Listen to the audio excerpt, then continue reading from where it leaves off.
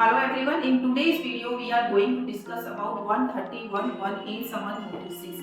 आजकल 131(1)(a) की समन notices बहुत सारे आ रही हैं, आपको भी जरूर आया होगा जब भी आप आज इस YouTube चैनल पर इसके बारे में सर्च करते हुए नजर आ रहे हैं। तो सेक्शन 131(1)(a) के समन नोटिसेस क्या होते हैं, आपको इसको किस तरीके से रिप्लाई करना है, आज हम इन सब चीजों के बारे में डिटेल डिस्कशन करेंगे। इस वीडियो में मैं आपसे अपना प्रैक्टिकल एक्सपीरियंस शेयर करने वाली हूँ कि किस तरीके से मैंने भी इन्वेस्टिगेशन डिपार्टमेंट के साथ बातचीत करी, कैसे हमने वहाँ पे विजिट किया, ये सब चीजें भी हम इस वीडियो में कवर करने वाले हैं। तो आइए वीडियो को स्टार्ट करते हैं।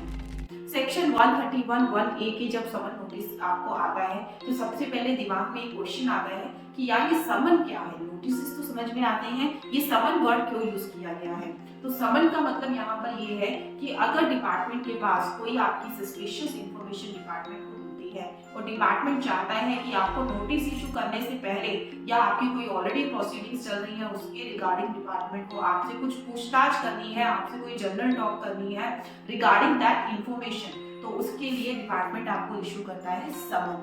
सेक्शन 131(1) के अंदर जो है पहले समन नोटिस इशू किए जाते थे, बट सेक्शन 131(1) के थ्रू जो है इन्वेस्टिगेशन यानी कि इनकम टैक्स इन्वेस्टिगेशन टीम को भी ये राइट दे दिए गए कि वो भी अब इस तरीके की इंक्वायरी के लिए एसएससी को अपने ऑफिस में बुला सकते हैं। तो आजकल जो है ज्यादातर इसी सेक्शन के अंदर समन नोटिस है वो देखने को मिल रही है।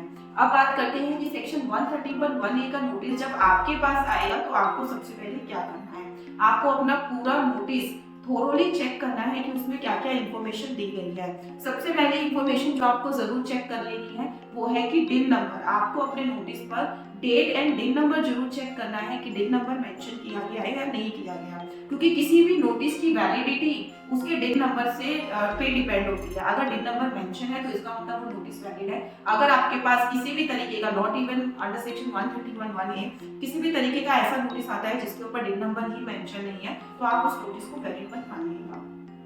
आपके पास नोटिस आया अंडर सेक्शन 131(1)(a) का, आपने उसको चेक करा कि इसमें डिन नंबर मेंशन है, किस डेट का वो नोटिस है यानी कि समन है, आपको उसको चेक करना है, रीड करना है कि आपको इन्वेस्टिगेशन डिपार्टमेंट ने बुलाया है और कब बुलाया है। उसमें आपका डेट मेंशन होगी कि आपको कब बुलाया जा रहा है, टाइम मेंशन होगा कि किस टाइम पे आपको बुलाया जा रहा है, और ये भी मेंशन होगा कि आपको पर्सनली अपीयर होना है या फिर आप अपना एआर भी अपॉइंट कर सकते हैं। एआर मतलब ऑथराइज्ड रिप्रेजेंटेटिव। अगर कि आप अपना ऑथराइज्ड रिप्रेजेंटेटिव अपॉइंट कर सकते हैं तो मैं यहाँ पे ये सजेस्ट करूंगी कि फर्स्ट हियरिंग में आप अपने एआर के साथ ही जाइए या फिर एआर को ही भेजिए।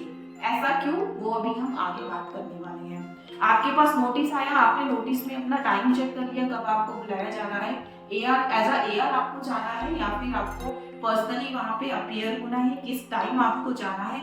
इसके साथ साथ नोटिस में ये भी मेंशन होगा कि क्या क्या इंफॉर्मेशन आपको अपने साथ लेके जानी है।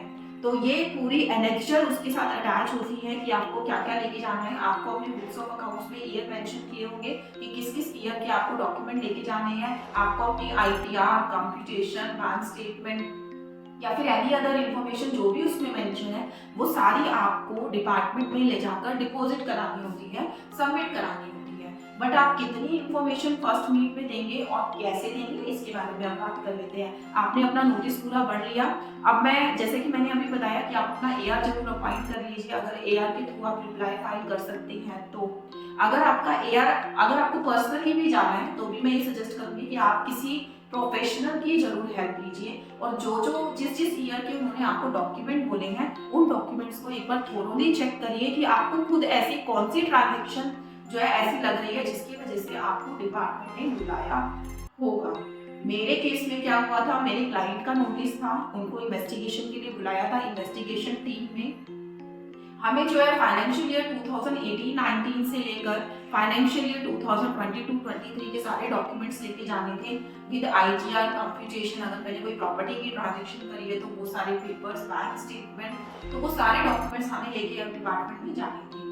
तो जब आप सेम डे पे, सबसे पहले तो आपको अपने डॉक्यूमेंट सारे कलेक्ट कर लेने हैं, उनको थोरोली चेक करना है कि कौन सी आपकी ऐसी ट्रांजेक्शन है वो थोड़ा डाउटफुल आपको लग रही है, जिसकी वजह से आपको बुलाया गया होगा। क्योंकि ये जो समन नोटिस होते हैं ये 2 केसेस में आपको जो है दिए जाते हैं। नंबर 1 कि आपसे किसी और का केस लगा हुआ है और उससे रिलेटेड आपसे जो है एक पूछताछ करनी है इन्वेस्टिगेशन टीम को, तो भी आपको समन नोटिस इशू किए जा सकते हैं। या फिर आपकी खुद की ट्रांजैक्शन इस तरीके से है कि डिपार्टमेंट को ऐसा लगता है कि आपने कोई कंसीलमेंट ऑफ इनकम करी है या फिर कोई ऐसी सस्पिशियस ट्रांजैक्शन है जिसके रिगार्डिंग बिफोर इशूइंग नोटिस आपसे जो डिपार्टमेंट है वो कुछ पूछताछ करना चाहता है, इन्वेस्टिगेशन करना चाहता है, इसीलिए भी वो आपको जो है नोटिस इशू या फिर समन नोटिस जो है इशू कर सकते हैं। हमने अपने सारे डॉक्यूमेंट्स अब कलेक्ट कर लिए, डॉक्यूमेंट्स में थोरोली चेक कर लिया कि कहाँ पर हमें प्रॉब्लम ऐसी लग रही है। फर्स्ट मीट में ऐसा कोई ज़रूरी नहीं है कि आपको सारे डॉक्यूमेंट्स अपने डिपॉजिट कराने हैं। आप उनमें से जो आपके पास इजीली अवेलेबल है या फिर जो डॉक्यूमेंट डिपार्टमेंट के पास होते हैं, जैसे कि आपकी इनकम टैक्स की रिटर्न, कंप्यूटेशन, बैलेंस शीट अगर आपका ऑडिट होता है तो ये कुछ ऐसे डॉक्यूमेंट है जो इनकम टैक्स के पास आपके होते हैं। जब आप अपनी रिटर्न फाइल करते हैं तो ये सारे डॉक्यूमेंट आप देते हैं, तो डिपार्टमेंट के पास ये इन्फॉर्मेशन ऑलरेडी है। अगर आप एज अ अटैचमेंट इसको दोबारा प्रोवाइड कर देते हैं तो उसमें कोई हर्ज नहीं है, आप दे सकते हैं सारे डॉक्यूमेंट। बट हाँ, अगर उसमें बैंक स्टेटमेंट्स भी आपसे मांगी गई है तो आप उसको फॉर द टाइम में होल्ड कर सकते हैं। और फर्स्ट मीटिंग में जब आप चाहते हैं या फिर आपका एआर प्रेजेंट हो रहा है वहां पर, तो आपको कुछ किस तरीके के क्वेश्चन वो करने वाले हैं आपसे उसका एक आइडिया लग जाता है, या फिर केस किस तरीके का आपके लिए बन रहा है वो एक आपको आइडिया लग जाता है कि आपकी खुद की ट्रांजैक्शन को इन्वेस्टिगेट किया जा रहा है या किसी और की केस के लिए आपको इन्वेस्टिगेशन टीम ने बुलाया है।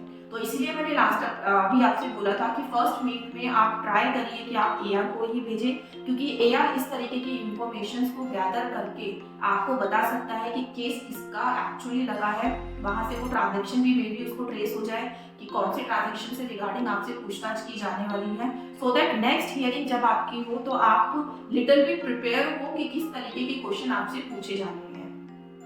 मेरा पर्सनल एक्सपीरियंस रहा एज अ एआर, मेरा जो केस था वो था Gurgaon investigation income tax department. जब मैंने वहाँ पे विजिट किया, थर्ड फ्लोर में मेरा जो है रूम था जहाँ मेरे को विजिट करना था। इन्वेस्टिगेशन टीम अगर आप गुड़गांव ऑफिस जाते हैं तो थर्ड फ्लोर पे होती है।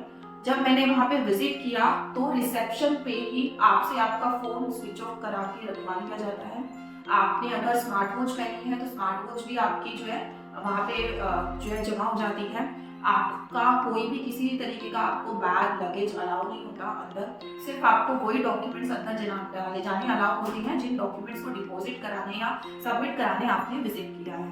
देन आपको रिसेप्शन पे ये सारी चीज़ें जमा कराने के बाद अंदर जब आप डिपार्टमेंट में विजिट करते हैं तो अंदर सबसे पहले ऐसा नहीं है कि आप जाते ही जो है जुडिशल अपने ऑफिसर से या फिर डीडीआईजी से मिल लेंगे, ऐसा नहीं है। सबसे पहले आपको जो है उसकी जूनियर ऑफिसर से मिलवाया जाता है।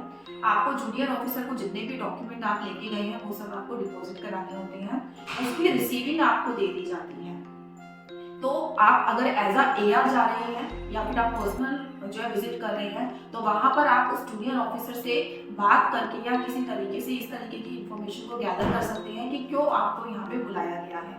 फिर आप जब वो इन्फॉर्मेशन वहाँ पे डिपॉजिट करा के आ जाएंगे तो नेक्स्ट आपको नोटिस इशू किया जाएगा कि आपको पर्सनली कब विजिट करना है फॉर इन्वेस्टिगेशन, या फिर जो भी आपके पेपर रह गए हैं वो आप अपनी नेक्स्ट विजिट में या जो भी वो आपको नेक्स्ट टाइम लिख के देखिए देंगे कि आपको इस टाइम तक डिपॉजिट करा देने हैं पेपर, आप उस टाइम पे जाके उस पेपर्स को जो है डिपॉजिट करा सकते हैं। जब आपके पास इस तरीके का कोई समन नोटिस आता है तो घबराना नहीं है नोटिस को देखकर, बट हाँ इसका रिप्लाई जरूर करना है आपको। जब आप इसको नोटिस को पढ़ेंगे तो इसमें लिखा होता है कि अगर आप इस नोटिस का रिप्लाई नहीं करेंगे तो आपको 10,000 तक की पेनल्टी है। तो यहाँ पर बात पेनल्टी की नहीं है कि आपको पेनल्टी पे करनी पड़ेगी, यहाँ पर बात है कि अगर इन्वेस्टिगेशन टीम ने आपको बुलाया है इन्वेस्टिगेशन के लिए और आप टाइमली वहाँ पे अवेलेबल नहीं होते या फिर आप अपने बुक्स ऑफ अकाउंट्स वहाँ डिपॉजिट नहीं कराते तो एक सस्पिशियस का जो लेवल होता है वो और ज़्यादा बढ़ जाता है कि क्लाइंट या फिर असेसी क्यों नहीं आ रहा है इन्वेस्टिगेशन के लिए। तो जब आपके पास इस तरीके का नोटिस आए तो आपको डिपार्टमेंट विजिट जरूर करना है और फर्स्ट टाइम आप अपने एआर को अपॉइंट कर लें तो बहुत अच्छी बात है। अगर उसमें लिखा हुआ है कि आपको पर्सनली विजिट करना है तो भी मैं ये आपको सजेस्ट करूंगी कि आप कोई एआर अपना अपॉइंट करें एआर यहाँ पर अपॉइंट करने के लिए आपको एक प्रॉपर पावर ऑफ अटॉर्नी भी बनानी है, क्योंकि समटाइम्स होता है पावर ऑफ अटॉर्नी बनाना भूल जाते हैं। क्योंकि जब आप डिपार्टमेंट विजिट करेंगे तो सबसे पहले एआर को देख के वो आपकी पावर ऑफ अटॉर्नी जो है अपने पास डिपॉजिट कराते हैं कि आपको ऑथोराइज किया गया है कि आप जो है उस एसएससी के बिहाफ पर सारे क्वेश्चंस का आंसर दे सकते हो। एआर अपॉइंट करने से आपको एक हेल्प मिल जाती है, वो आपके सारे बुक्स ऑफ अकाउंट्स पहले से ही चेक कर लेता है कि कौन सी ट्रांजैक्शन ऐसी है कि जो सस्पिशियस है। मेनली जो आजकल ये नोटिस आ रहे हैं, ये समन नोटिस जो अभी इशू हो रहे हैं, ये कंसीलमेंट ऑफ इनकम के चलते हो रहे हैं कि आपने कोई पास्ट में प्रॉपर्टी की ट्रांजैक्शन करी थी, उसको आपने बुक्स ऑफ अकाउंट्स में नहीं दिखाया, या फिर आपने जो है कोई ह्यूज अमाउंट की ट्रांजैक्शन किसी से की है और आपकी जो इनकम टैक्स रिटर्न है उसमें ऐसा कोई जिक्र नहीं है उस ट्रांजैक्शन का, तो उस केस में उस कंसीलमेंट ऑफ इनकम को पता लगाने के लिए इस 131(1)(a) के समन नोटिस को इशू किया जा रहा है।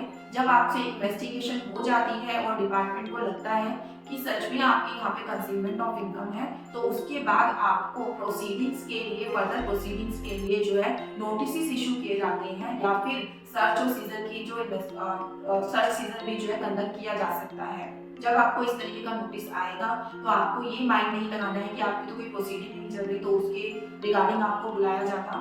तो ये नोटिस आपको, चाहे आपकी कोई पहले से इन्वेस्टिगेशन या प्रोसीडिंग्स या फिर कोई केस लगा है या नहीं लगा है, इस इन्वेस्टिगेशन के लिए आपको कभी भी बुलाया जा सकता है। डिपेंड्स अपॉन कि डिपार्टमेंट को किस तरीके की इनकम आपकी या किस तरीके की ट्रांजैक्शन जो है आपकी मिल जाती है, जिसके रिगार्डिंग डिपार्टमेंट आपको बुला रहा है। Thank you so much for watching this video. I hope मेरा प्रैक्टिकल एक्सपीरियंस आपको हेल्प करेगा to make a reply in your case. Thank you so much. Thank you so much. अगर आपको वीडियो पसंद आया है तो वीडियो को लाइक और चैनल को सब्सक्राइब जरूर करिएगा।